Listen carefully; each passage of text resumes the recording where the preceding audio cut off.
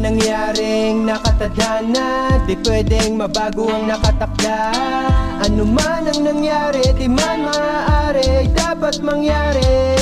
Minsan masakit pero dapat tanggapin, may matututunan kahit ano pa ang dumating. Gawin mo ang positibo, lahat ng mga bagay, hindi lahat aayon sa ating mga buhay. Dapat alam mo ang iyong mga sandata, dapat lagi kang matuto kung ikaw ay madapa. Di natatapos ang oras kaya kung magkamali, dapat lagi kang handang makapagbawi-bawi. Hindi madali bumangon sa nakaraan, alam ko yan dahil dyan din ako dumaan. Kung minsan ay para bang nakakapagtaka, pagkatapos ng problema ay eto pang isa. Bakit ganito ang mundo, ang mundo? Bakit ganito, bakit ganito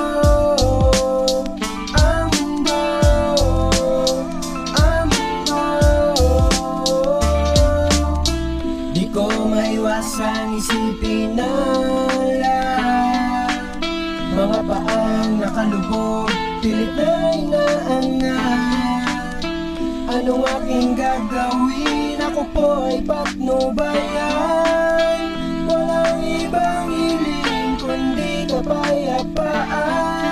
Ikaw ba'y mananalo kung di mo kakayanin? Tanong na meron ng sagot, huwag maalanganin. Kahit mag-alinlangan ay lagi mong isipin, di ka makakaahon kung laging sisisirin. Wala kang sisisihin, walang pagsisisihan, kahit hindi mo makamit ang katahimikan. Nangyari ang nangyari, di para panghinaan, patuloy pagtagumpayan ng mga kahinaan. Marami mang dumating, lagi mong asahan na merong kapalit ang lahat ng kabutihan. Ang kaso lang kung minsan di mo masisilayan, ngunit ganun pa man ay lagi mong tapangan. Talagang mararanasan ang pagsubok sa mundo, hindi laging panalo, kung minsan natatalo. Ang tanong sa isipan ay parang komplikado, alam mo mangyayari pero ba't di kabisado?